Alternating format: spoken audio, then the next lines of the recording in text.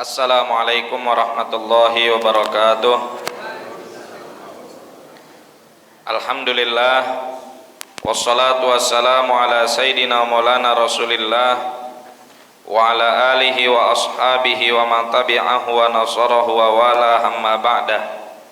Fanawaina ta'alluma wa ta'lima wa tadhakkura wa tadhkira wa naf'a wal intifa' wal ifadata wal istifadah wal hatha ala tamassuki bi kitabillahi wa sunnati rasulih sallallahu alaihi wa alihi wa sahbihi wa sallam wa du'a ilal huda wa dalalata alal khair ibtigha'a mardatillahi wa qurbihi wa thawabihi. Subhanaka la ilma lana illa ma 'allamtana innaka antal alimul hakim wa la haula wa la quwwata illa billahil aliyyil azim. Allahumma inna na'udzubika min ilmin la yanfa', qalbin la yakhsha, wa nafsin la tashba, wa 'ainin la tadma, wa a'malin la turfa, wa min du'ain la yustajabu laha bi rahmatika ya arhamar rahimin. Allahumma inna nas'alukal ilmal ladunni wal mashrabas safiyal hani ya wahhabu ya ghani. Allahumma la sahla illa ma ja'altahu sahla wa anta taj'alul hazana idza syi'ta sahla. Allahumma sahhil lana hifdzal ulum wa hab lana wasi'atil fuhum bi jahi nabiyikal ma'sum. Allahumma arinal haqqa haqqa warzuqna tiba'ah wa arinal batila batila warzuqna jitinabah wa la taj'alhuma mushtabihan alaina fanattabi'al hawa. Allahumma ya man waffaqa ahlal khairi lil khairi wa a'anahum alaih waffiqna Allahumma lil khairi wa a'inna alaih. Ahbabana al-fadil jamaah kaum muslimin wal muslimat as'adakumullah. Alhamdulillah, kita bersyukur kepada Allah subhanahu wa ta'ala atas segala karunia dan nikmat yang Allah berikan kepada kita, wabil khusus nikmat iman, nikmat Islam, dan mudah-mudahan Allah sempurnakan dengan nikmat ihsan sehingga kita betul-betul dapat menjadi hambanya yang taat kepada Allah subhanahu wa ta'ala di dalam setiap keadaan. Jamaah sekalian yang dimuliakan oleh Allah, masih pada kitab Al-Maqsadul Asma fi Syarhi Asma'illahi Ta'ala Al-Husna yang ditulis oleh Al-Imam Abu Hamid Muhammad bin Muhammadin Al-Ghazali At-Tusi, di mana pembahasan kita masih pada muqaddimah haitsu qala radhiyallahu ta'ala anhu wa nafa'ana bihi wa bi ulumihi wa bi ulumi sa'iris salihin wa radhiyallahu anhum wa anna bihim ila anqal wa kaifala walil basiri anil khawdi fi mithli hadhil ghamrati sarifan. Bagaimana tidak saya ini memiliki kekhawatiran untuk menjawab pertanyaan dari sahabat saya yang meminta saya untuk menulis tentang penjelasan al-asma al-husna.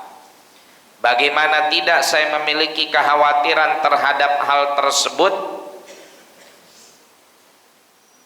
apalagi dalam membahas tentang asma Allah Ta'ala dan menyelami maknanya ini. Ada dua hal yang menjadikan seseorang itu terkadang tidak sanggup untuk melangkah dalam melakukan hal tersebut. Ahaduhuma, yang pertama, faktor pertama, anna hadal amra fi nafsihi azizul maram, bahwa asma Allah Ta'ala pada dasarnya saja sudah merupakan sebuah tujuan yang sangat mulia. Sa'bul manal, sulit untuk digapai hakikatnya. Ghamidul madrak, sangat dalam maknanya. Fa innahu fil uluwi fid dzurwatil ulya wal maqsidil aqsa. Karena keagungan asma Allah Ta'ala ini kalau diibaratkan sebagai sebuah gunung, maka dia berada di puncak yang tertinggi. Alladzi tatahayyarul albabu fi, yang mana hakikat dari asma Allah Ta'ala ini membuat diri kita yang memiliki hati dan otak sekalipun bisa menjadi terheran-heran.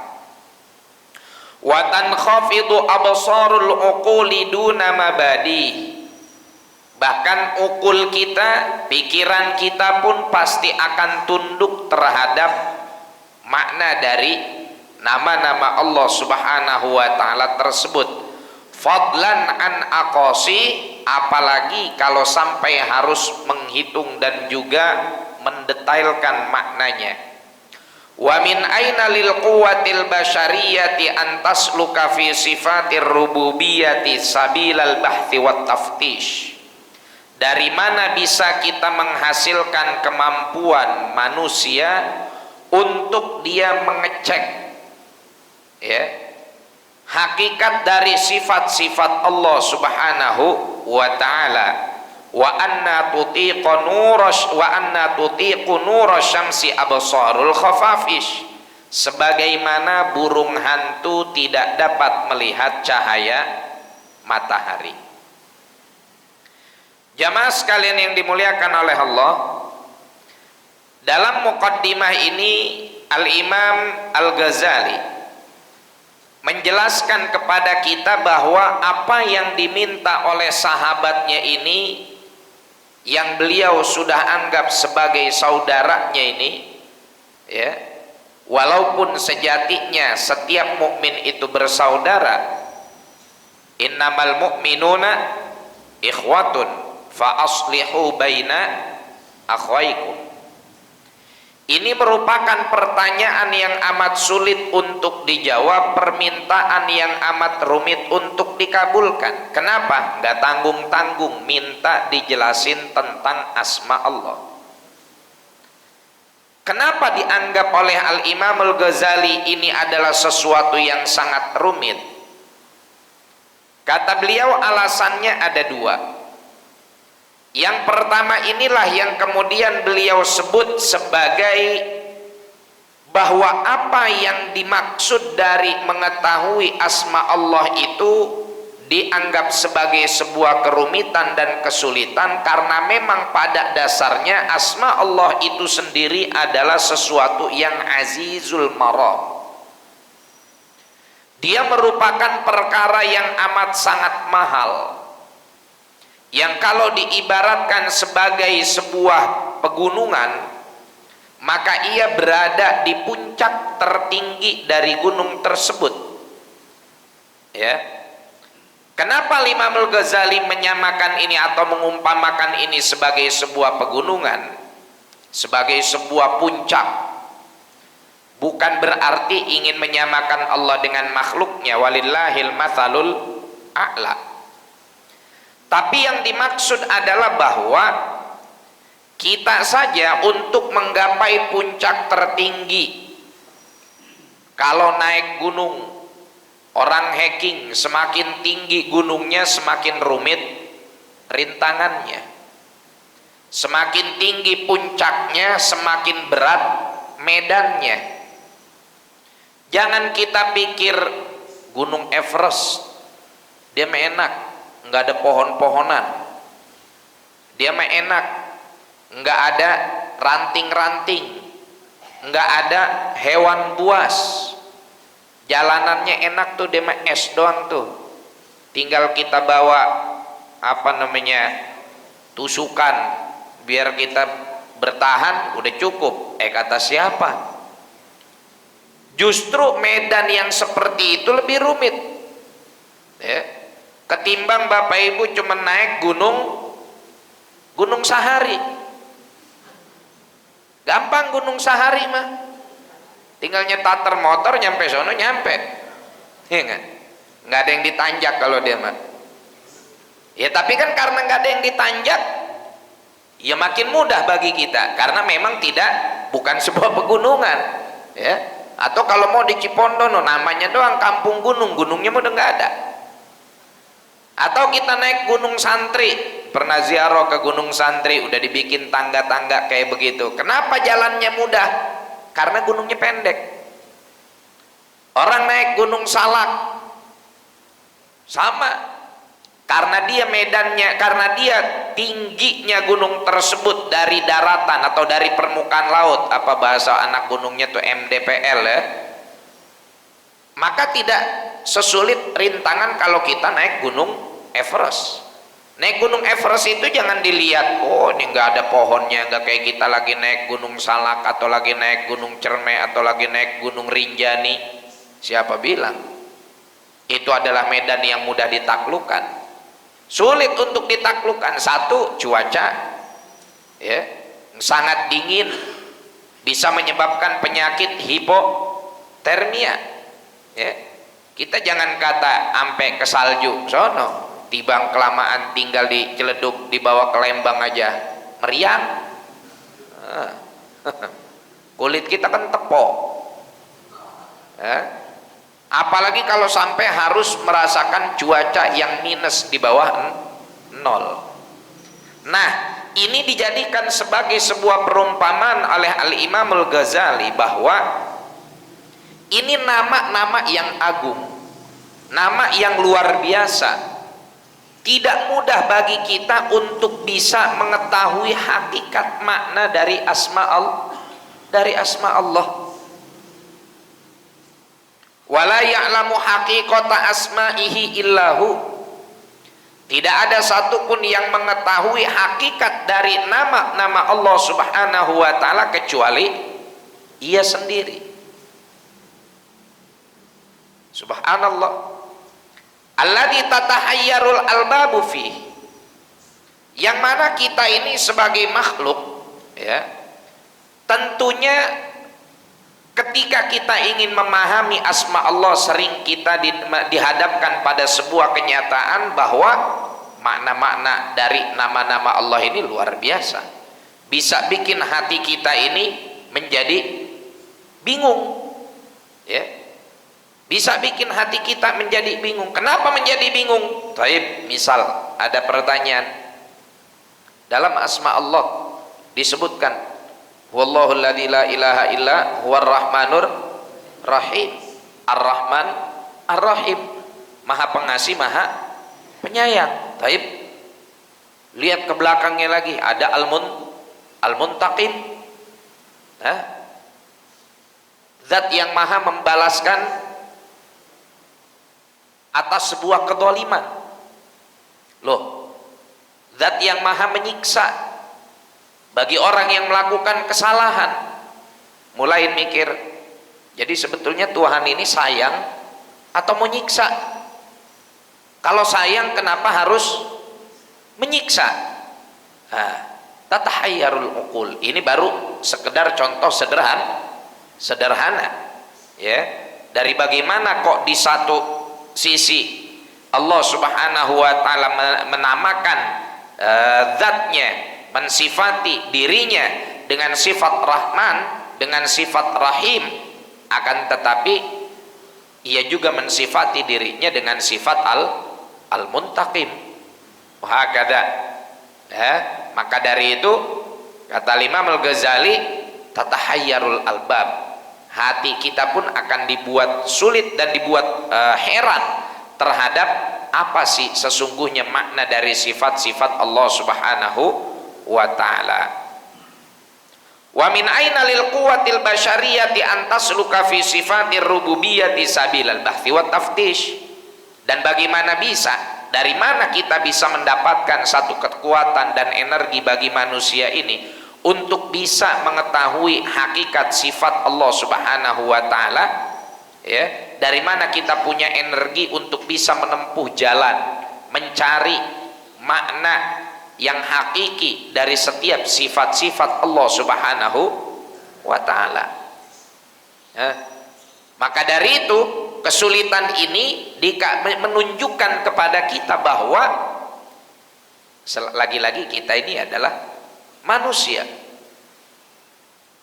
makhluk ciptaan Allah Subhanahu wa ta'ala yang tidak akan pernah mampu untuk mengetahui hakikat dari zat Allah, hakikat dari sifat Allah Subhanahu wa ta'ala. Dan ini menambahkan sebuah keyakinan pada diri kita bahwa kita adalah makhluk yang lemah. Kita jangankan untuk mengetahui hakikat sang pencipta, Pak. Kita mengetahui seluruh hakikat dari makhluk ciptaan Allah saja kita belum tentu sanggup.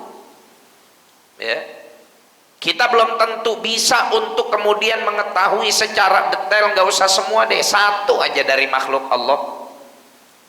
Satu dari makhluk Allah kita liputi semua yang ada pada diri makhluk tersebut secara detail, sulit bagi kita. Kita untuk mengetahui diri kita sendiri aja kita nggak bisa. Bahkan kita sendiri banyak yang bodoh yang nggak tahu terhadap diri kita sendiri. Diri kita sendiri. Misal Allah ciptakan kita nih dengan bentuk fisik yang dalam bahasa Al-Quran fi ahsani taqwim, dalam bentuk ciptaan yang terbaik jika dibanding dengan makhluk-makhluk yang lain.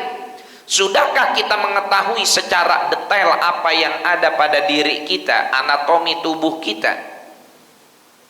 Bisa nggak kita mengetahui ini semua? Nggak usah yang ada di dalam organ tubuh kita, yang di bagian luar aja kita belum tentu tahu. Ya. Ada berapa helai jumlah rambut kita? Nah, pernah ngitung? Nggak pernah. Ya. Biar kata ibu-ibu suka biakin kutu, kagak pernah tuh ngitung helai rambutnya, ya enggak? Kalau lagi bebiak emang ngitung helai rambut? Enggak, yang dicari cuman di belah mana kutunya, belah mana telurnya, ya. Nah, habis itu dikeletusin. Nah, itu kita nggak pernah tahu berapa jumlah helai rambut yang ada di kepala kita. Oke, kepala kebanyakan, ya. Bulu kumis deh, bulu kumis. Atau yang punya jenggot, jenggotnya ada berapa helai. Gak ada satupun di antara kita yang mampu untuk kemudian mendetek secara pasti sesuatu yang bahkan nempel di tubuh kita. Ya. Belum lagi kalau kita dalemin terus, kita telusuri terus semua dari ciptaan Allah Subhanahu wa ta'ala yang ada pada tubuh kita dalam prosesnya. Berapa lama waktu yang akan kita selesaikan, yang akan kita habiskan untuk mempelajari itu semua? Ya. Kita tahu rambut kita hitam, kita tahu jenggot kita hitam, kita tahu kumis kita hitam. Dari mana ini cat pewarnanya ini? Kenapa tiba-tiba di umur sekian yang hitam semuanya jadi berubah menjadi putih? Apakah putih itu udah ganti cat di dalam kepala kita atau bagaimana? Subhanallah, ya, luar biasa. Wah, ternyata yaitu Allah Subhanahu wa ta'ala kasih di dalam tubuh kita kelenjar, yang kelenjar itu bisa memproduksi warna, padahal kita nggak pernah minum tinta. Ini enggak? Padahal kita nggak pernah minum apa tuh yang namanya zat pewarna. Ya, nggak pernah kita minum zat pewarna hitam untuk kemudian begitu secara otomatis rambut kita muncul langsung berwarna hitam. Tapi sudah Allah siapkan kelenjar yang ada di tubuh kita yang memproduksi warna untuk rambut. Semakin tua ya kelenjarnya semakin lemah kinerjanya, sehingga tidak menghasilkan warna lagi. Makanya sebetulnya warna asli rambut manusia itu adalah putih. Hitam itu udah bukan aslinya dia, karena hitam itu memang udah dikasih pewarna dari tubuh kita secara alami, ada kelenjar dalam tubuh tersebut. Subhanallah, itu baru urusan rambut. Dan bagaimana bisa makanan dari nutrisi dari makanan yang kita makan tersebut memiliki fungsi, ya, yang luar biasa didistribusikan oleh tubuh kita, ya, menghasilkan rambut kemudian jadi panjang, tapi subhanallah bulu hidung gak panjang-panjang, Bulu hidung kita udah berapa bulan kita kagak cukur-cukur segini-segini aja. Siapa yang ngatur itu semua? Dan kita sendiri belum bisa mendeteksi dari itu, ya. Belum bisa mengetahui hakikatnya seperti apa, cuman bisa nikmatin aja. Coba andai kata bulu hidung ini punya punya tata tertib atau aturan panjang yang sama dengan rambut kita. Rambut manusia itu kan, rambut pala kita kan umumnya ya sebulan itu bisa nambah sekian senti lah, ya. Kita kalau udah 2 bulan atau sebulan setengah nggak nyukur aja rasanya udah gondrong, udah gatel, ya. Kenapa itu terus dia bisa panjang bulu hidung nggak? Coba kalau bulu hidung dikasih aturan sama panjangnya dengan bulu kepala kita, dengan rambut kita. Ribet bu, nyukur mulu. Ya. Kumis kita juga sama, ya. Panjangnya, durasi dia panjang itu nggak sama seperti durasi panjangnya rambut kepala. Segitu baru yang ada pada diri makhluk, dan itu bukan makhluk yang lain, makhluknya masih diri kita sendiri. Lalu bagaimana mengetahui asma Allah? Bagaimana mengetahui hakikat dari nama-nama Allah Subhanahu wa ta'ala yang seringkali namanya ini menunjukkan kepada sifatnya? Maka dari itulah kata Imam Al-Ghazali, gimana kita punya kekuatan? Nggak bisa, ya. Wa anna tutiqu nurasy syamsi absarul khafafish. Asma Allah ini diibaratkan bagaikan cahaya matahari, sedangkan kita manusia tidak lebih dari hanya sekedar burung hantu. Burung hantu kalau dia ngelihat matahari udah siloknya tidur, makanya dia siang nggak sanggup untuk ngelihat cahaya matahari. Kalau malam gelap, oh ngayap dia. Kalau malam gelap matanya berfungsi, ya. Tapi kalau udah siang dia tidur karena nggak sanggup untuk melihat cahaya matahari. Ini alasan yang pertama. Wasani, adapun alasan yang kedua yang membuat saya agak berat untuk kemudian menjelaskan tentang asma Allah ini, annal ifsaha an kunhil haqqi fihi yakadu yukhalifu ma sabaqa ilaihil jamahir. Terkadang menjelaskan terlalu detail tentang asma Allah, ya, dan menyelami hakikat maknanya, itu hampir bisa membuat kita menimbulkan makna, memunculkan sebuah pemahaman yang mungkin bertolak belakang dengan apa yang dipahami oleh jumhur ulama, ya, oleh jumhur ulama. Kenapa demikian? Begini, kita dalam akidah Ahlus Sunnah wal Jamaah, memiliki sebuah aturan ketika ada ayat-ayat mutasyabihat. Ya, apa itu ayat mutasyabihat? Nih bu, di dalam surah An-Nisa, ya, Allah bilang, hunna ummul kitabi wa ukharu mutasyabihat. Jadi di dalam Al-Quran itu kata Allah, minhu ayatum muhkamatun hunna ummul kitabi wa ukharu mutasyabihat. Dalam Al-Quran itu Bapak Ibu sekalian ada 2 jenis ayat Al-Quran. Secara maknanya ada 2 jenis ayat Al-Quran. Satu ayat muhkamat, yang kedua ayat mutasyabihat. Apa bedanya? Gampangnya begini, ayat muhkamat itu adalah ayat yang maknanya jelas dan tidak mengirimkan keambiguan. Misal kata Allah, innamal khamru wal maisiru wal ansabu wal azlamu rijsum min amali syaitan fajtanibu la'allakum tuflihun.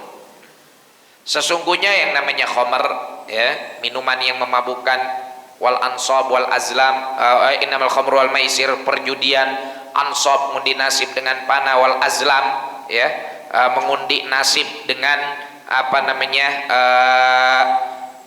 hampir mirip maknanya dengan mengundi nasib dengan panah, ya.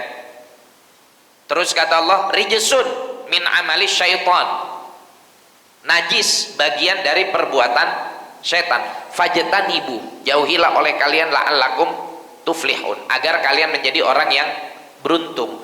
Ini kan ayat jelas maknanya. Artinya apa? Perbuatan-perbuatan tersebut adalah perbuatan yang keji yang gak boleh dilakukan oleh seorang muslim. Kita ngartiin ayatnya mudah, terlepas nanti ada perbedaan hukum dalam prakteknya, ya, di dalam ayat-ayat muhkamat yang lain, itu lebih kepada kaifiatul istimbat, tata cara istimbat, dan seorang mujtahid melihat sudut pandang. Kalau kayak ayat yang barusan udah gak ada khilaf di situ, semuanya sepakat yang namanya judi haram, ya, yang namanya khomer haram. Mau berapa teguk pun, bahkan satu tetes pun hukumnya haram. Ustaz, kenapa khomer diharamkan? Karena memabukkan. Saya minum setetes doang boleh nggak mabok kok, tetap haram. Apalagi khomer itu masuk ke dalam benda najis bi'ainihi, benda yang secara fikih dia itu memang benda najis, ya, seperti urin, ya, seperti air seni, dia udah benda najis, haram hukumnya. Bahkan Rasulullah bilang, ya, Allah subhanahu wa ta'ala la'anallahu syaribal khamri, Allah melaknat orang yang meminum khamar, wa bai'ahu, yang ngejualnya, mubta'ahu, dan orang yang membelinya, wa hamilahu, dan orang yang membawanya, muhdirahu, termasuk orang yang juga menghadirkannya, menyajikannya, dilaknat oleh Allah subhanahu wa ta'ala. Judi juga sama, sepakat, nggak ada khilaf, ayat muhkamat namanya.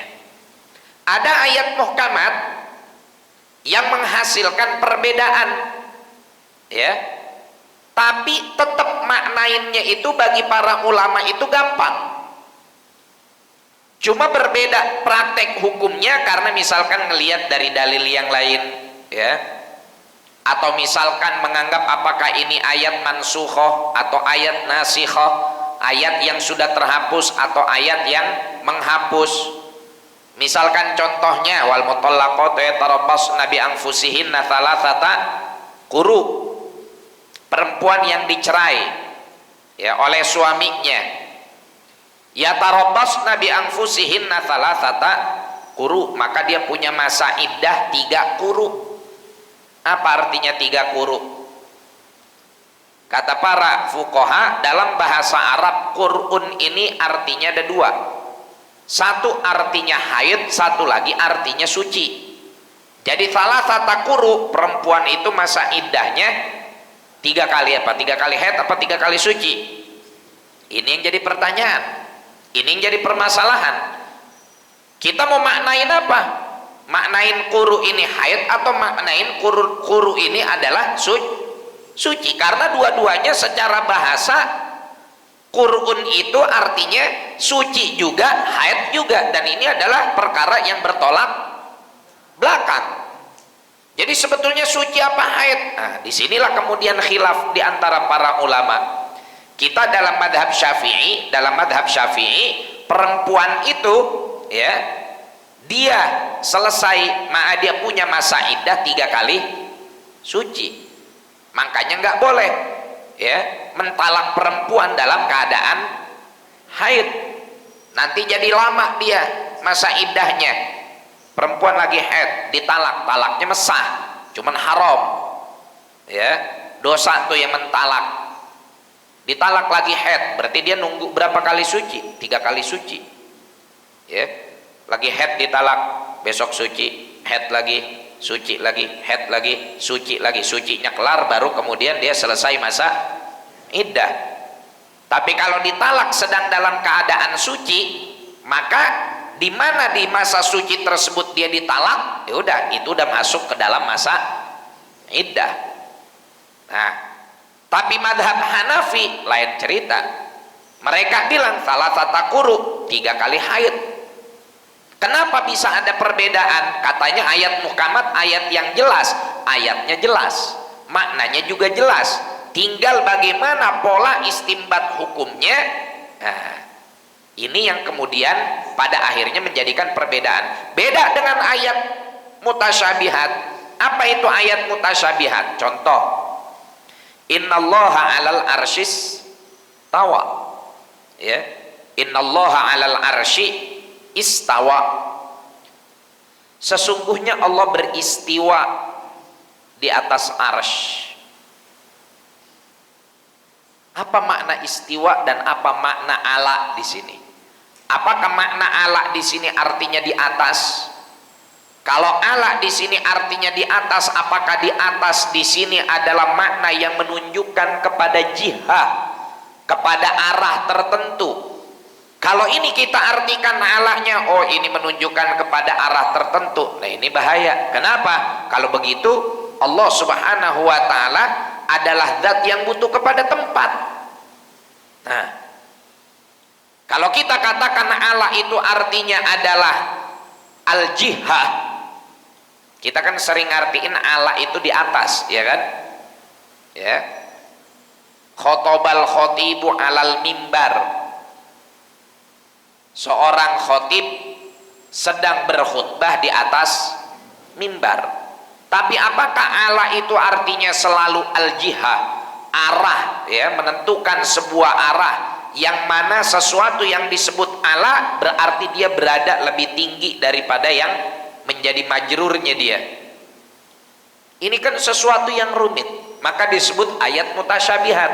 Karena kalau kita anggap Allah itu artinya adalah al-jihah, berarti kita telah menetapkan bagi Allah kebutuhan kepada tempat. Kalau Allah butuh kepada tempat, mana ada Tuhan butuh sama sesuatu? Kalau masih ada zat yang masih butuh kepada sesuatu, nah, berarti dia nggak layak untuk disebut sebagai Tuhan.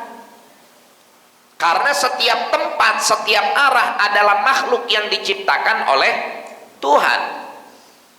Kalau kita katakan bahwa Tuhan butuh kepada arah, Tuhan butuh kepada tempat, sedangkan arah dan tempat adalah makhluk, kemana Tuhan sebelum ia menciptakan tempat? Sebelum ia menciptakan arah, maka muncullah ayat-ayat dari ayat-ayat mutasyabihat ini, metode yang digunakan oleh para ulama. Apa metodenya? Ada dua dalam Ahlus Sunnah wal Jamaah. Yang pertama metode taslim, yang kedua metode takwil. Apa itu taslim? Taslim itu udah, apa makna dari innallaha 'alal arsy istawa? Wallahu a'lam. Wallahu a'lam. Apa artinya? Artinya terserah Allah. Saya kagak berani ngartiin, karena saya khawatir kalau saya artikan akan mensifati Allah dengan sifat makhluk yang butuh kepada tempat, ya. Maka saya nggak mau ngartiin. Ini namanya metode taslim, ya, atau tafwid. Yang kedua ada metode namanya takwil, mengartikan maknanya kepada makna yang layak disandang oleh Allah Subhanahu wa ta'ala dan masih memiliki akar dalam bahasa Arab. Maka kita ambil contoh tadi, innallaha 'alal arsy istawa. Maka kita katakan ala di sini artinya bukan al-jihah, bukan arah, bukan tempat. Karena arti dari istawa itu tidak selalu artinya duduk, tidak selalu artinya singgasana atau singgah, ya. Tapi makna dari istiwa di antara lain adalah menguasai. Istawa al-amiru alal madinah ay istaula alaiha. Seorang raja, seorang komandan istawa alal madinah, menguasai satu kota. Saya ambil makna ini untuk saya terjemahkan ayat innallaha 'alal arsy istawa. Kenapa? Karena menguasai itu adalah kata kerja yang tidak butuh kepada arah. Maksudnya bagaimana? Beda dengan duduk. Kalau duduk itu kan berarti Yahullu fi zaman, yahullu fi makan. Dia menempati satu tempat. Tapi kalau menguasai, nggak mesti zatnya dia berada di tempat tersebut. Ya. Zat tersebut nggak mesti dia duduk atau dia menempati dengan jirimnya, dengan partikelnya, dengan tubuhnya. Nah, maka dari itu ini disebut sebagai metode takwil. Hanya saja kata Imam Al-Ghazali, seperti tadi beliau bilang, terkadang kita menakwilkan seperti ini, artinya kita menyelami hakikat dari nama Allah, dari perbuatan Allah, itu bisa mengarahkan kita kepada sebuah makna yang bisa saja makna tersebut menyelisihi pendapat jumhur. Karena itu tadi, mentakwil itu nggak sembarangan. Ya, orang yang mentakwil ini harus orang yang betul-betul memiliki kualifikasi yang mumpuni dalam ilmu akidah, yang sudah betul-betul faham bahwa yang namanya zat Allah subhanahu wa ta'ala itu adalah zat yang mukhalafatun lil hawadith, sangat-sangat berbeda dengan zat makhluk. Apa sih artinya mukhalafatun lil hawadith? Gampangannya begini ya, dalam sifat 20 selain mukhalafatun lil hawadith, kita ada kenal namanya sifat wahdaniyah. Apa sifat wahdaniyah? Artinya tunggal.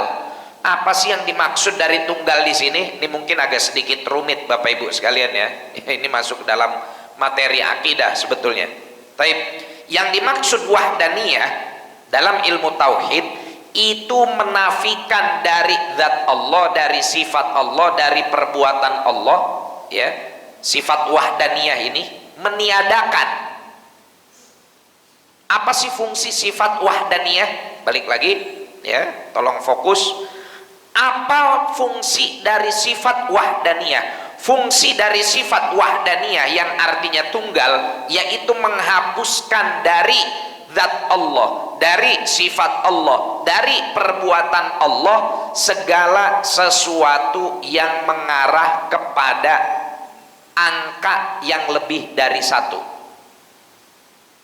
Menghapuskan dari Allah ya, al-kamiyah, jumlah yang lebih dari satu. Maksudnya kayak bagaimana? Begini, kita perjelas lagi. Misal zat Allah kita sebut zat Allah itu zat yang wahid, yang maha tunggal. Apa sih artinya tunggal? Artinya tunggal itu ada dua. Satu, tidak ada zat lain yang sama dengan zat Allah. Tidak ada zat lain yang sama dengan zat Allah. Itu yang pertama. Yang kedua, zat Allah itu bukanlah zat yang seperti zat makhluk yang tersusun dari partikel-partikel. Ya. Beda dengan zat makhluk. Zat makhluk itu kan ada kulit, ada tulang, ada daging, ada urat. Itu kan ada puzzle-nya, ada komposisinya. Nah, zat Allah itu nggak pakai komposisi, ya. Maka disebut sebagai wahidun fi dzatihi. Nah, ini dia, ya. Yang kemudian kata Imam Al-Ghazali, yang kemudian sebelum nanti kita masuk kita kembali kepada kalamnya Imam Al-Ghazali, inilah yang kemudian ayat-ayat yang mutasyabihat perlu untuk ditakwil supaya menyelamatkan orang dari mengartikan dengan arti yang tidak layak bagi Allah. Maka kalau ada orang yang mengartikan Allah ada di atas arsy, ini bahaya. Kalau dia meyakini hal itu bisa menjadi kekufuran. Kenapa? Berarti ia telah melemahkan zat Allah, mensifati Allah dengan sifat makhluk, karena cuma makhluk yang butuh kepada tempat.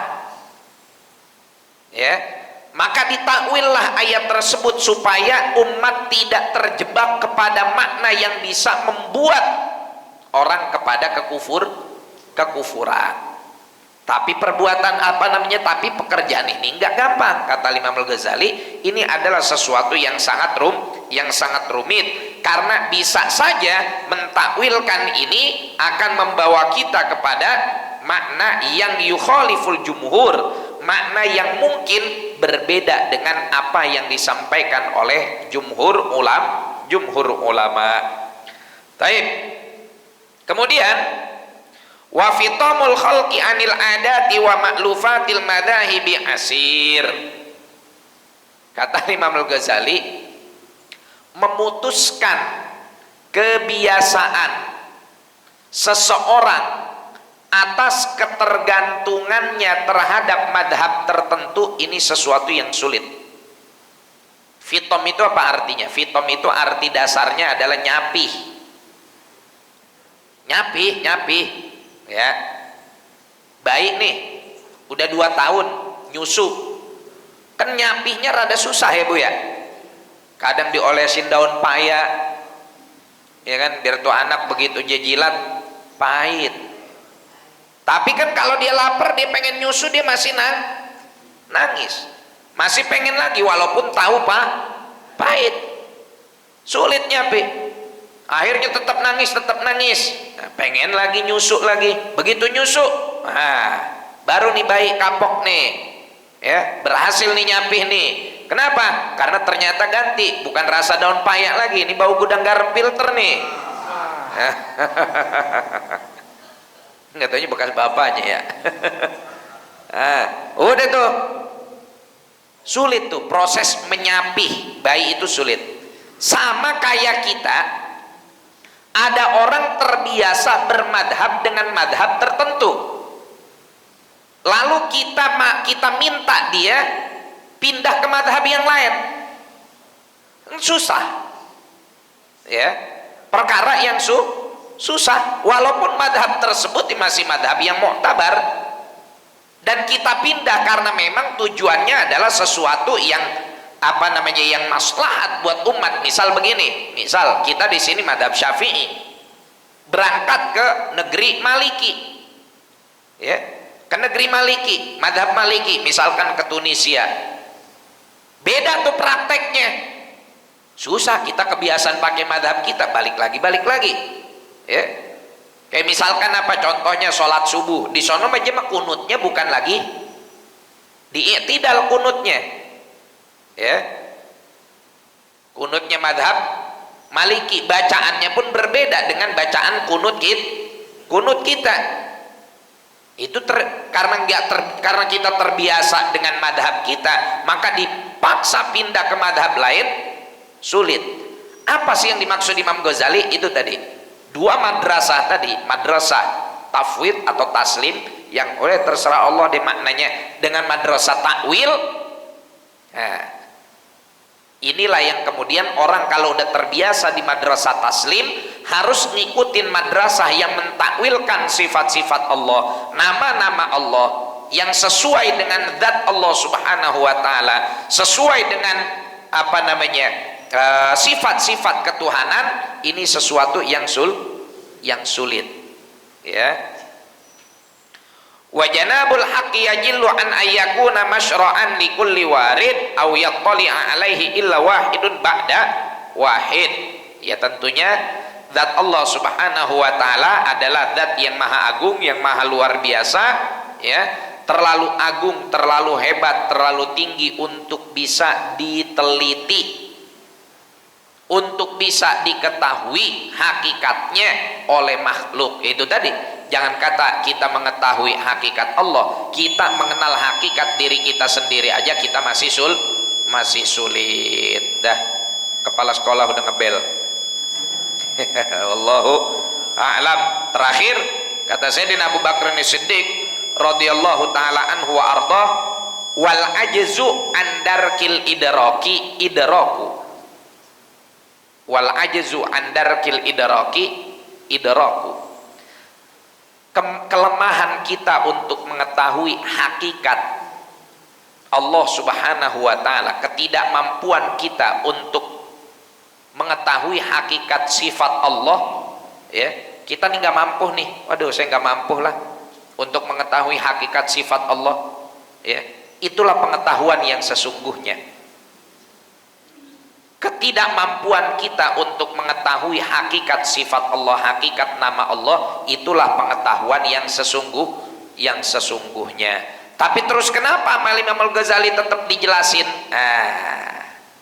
Ini untuk kemudian, ya, selama sesuai dengan aturannya, beliau juga kan pakar akidah, ini untuk kemudian memberikan kepada kita sebuah renungan, ya, sebuah pelajaran. Tentunya beliau meramu ini juga sudah disesuaikan standarnya dengan dengan standar umat, ya. Sebelum dikeluarkannya kitab ini beliau sudah menghitung, ini yang bisa dijangkau oleh umat, ini nggak bisa dijangkau, nggak dijelaskan oleh beliau. Tapi tujuan dari itu semua adalah agar kita sebagai manusia senantiasa mentadabburi sifat-sifat Allah Subhanahu wa ta'ala. Wallahu a'lam bissawab. Al-Fatihah bil qabul wal iqbal wa salahi kullil ahwal hadrati sayyidina Rasulillah sallallahu alaihi wasallam maula Bilal al-badril mutalal an Allah ta'ala yaftahu alaina futuhal arifin wa yarzuqna kamal al-ikhlas wa laqina thabit aqdama ala qadamil habibil amin ala hadhihi niyyah wa ala kulli niyatin salihah wa ila hadratin nabi Muhammadin sallallahu alaihi wa alihi wa sahbihi wasallam bisirril Fatihah. A'udzu billahi minasyaitonir rajim. Bismillahirrahmanirrahim. Alhamdulillahi rabbil alamin arrahmanir rahim maliki yaumiddin iyyaka na'budu wa iyyaka nasta'in ihdinas siratal mustaqim siratal ladzina an'amta 'alaihim ghairil maghdubi 'alaihim waladdallin amin. Subhanakallahumma bihamdika asyhadu an la ilaha illa anta astaghfiruka wa atubu ilaik wal 'afwu minkum. Assalamualaikum warahmatullahi wabarakatuh.